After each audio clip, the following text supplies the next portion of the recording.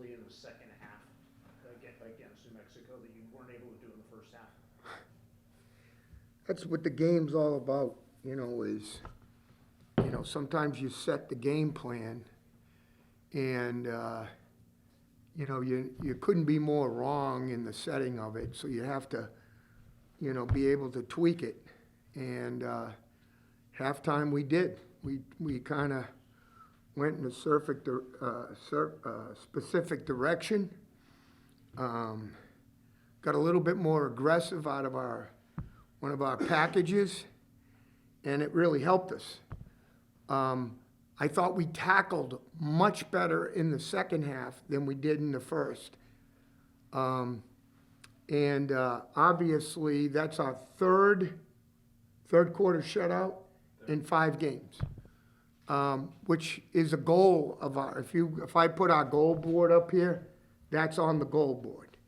And, obviously the offense was able to keep us in it in the first half. So when that opportunity came, we were able to take advantage of it because the defensive guys actually, were able to hold up their end of the bargain.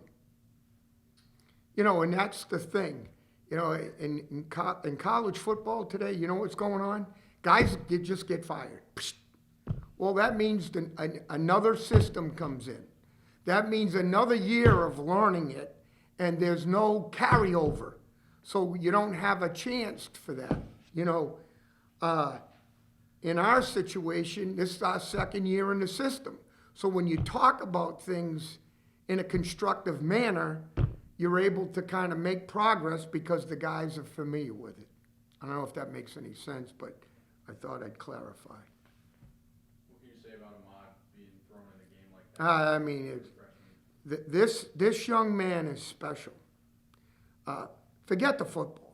I mean, we were recruiting him no matter what. But he's an outstanding football player with a tremendous future ahead of him. Obviously, we were forced into a situation where we felt that really kind of fit him tonight. And he was able to create some magic. And he just kept competing. I'm not sure he knew what he was doing. But the reality was he was competing. And that's really all you're looking for. What was the clarification on the defensive delay of game call in overtime? You want me to be honest? Yeah. All right, I'm going to be honest, okay?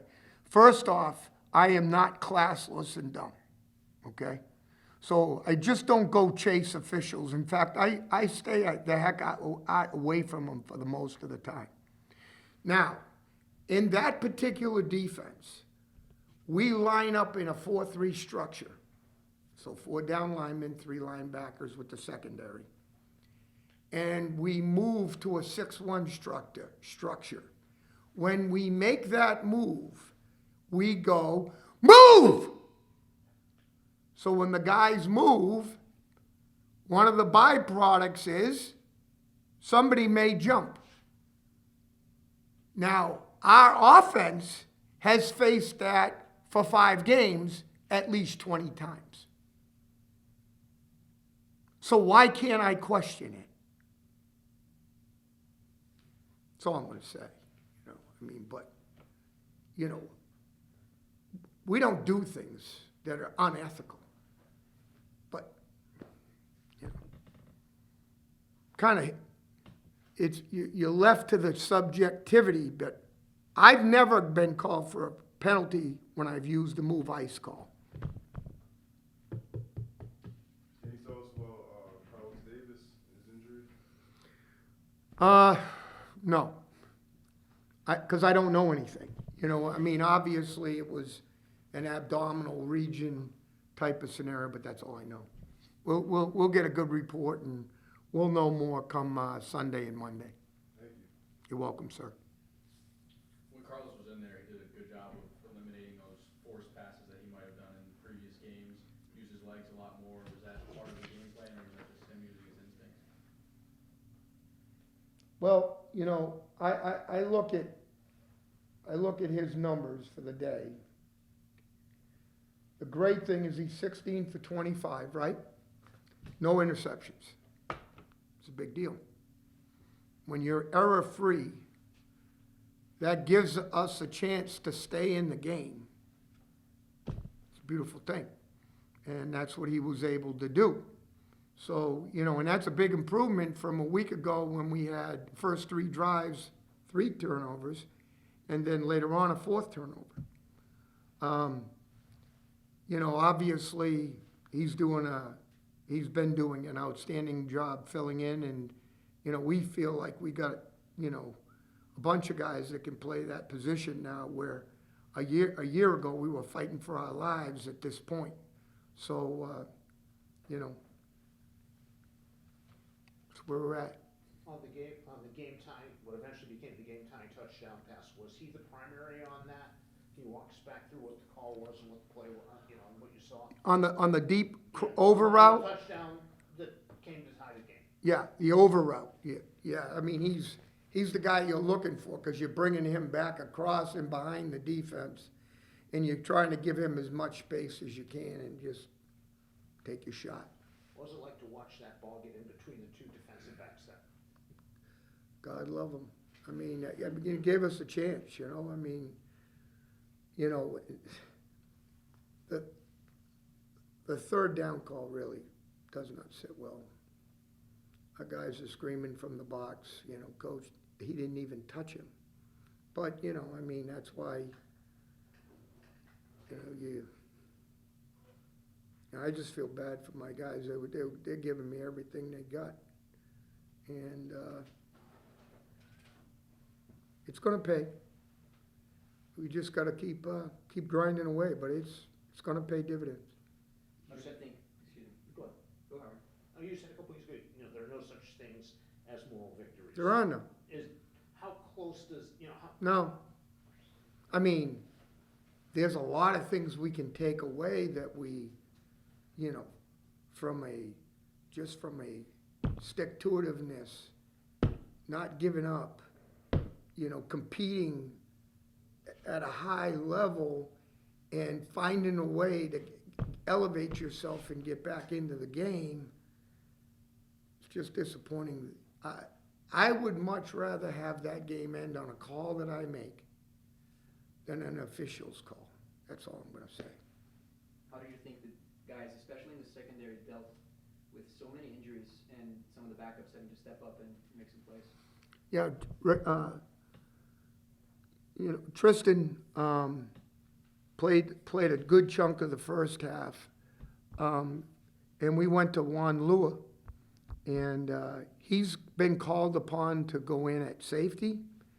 He's been called upon to go in at nickel, and he's been called upon to go in at corner. So he jumped in there at corner, and Rutt, who just joined us, is now the veteran, you know, corner in the game, and with Lua. And then Rod, you know, he goes in at nickel, and I thought was stupendous. You know, he's not the biggest guy in the world, but he is fast. You know, he transferred here from Coastal Carolina, played for George Smith at St. Thomas Aquinas, which we have a number of guys here, obviously. And I thought he really fit the bill. And, you know, when you look at it, the second half, I mean, you know, I don't know if we got it here, broken down that way. Not yet, Coach. Not yet.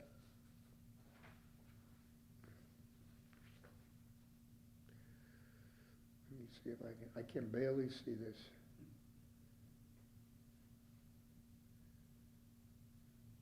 Passing, here it is, okay. Yeah, they were around 190 passing, and that was one of those that was going south in a hurry, and then all of a sudden, put the brakes on. And you know, when you go from that to virtually a shutout second half, that's a good deal. It's a really good deal. But you know, I can't say enough about the offense kept us alive at halftime, and then we kinda jumped in the game and, and did our bit too.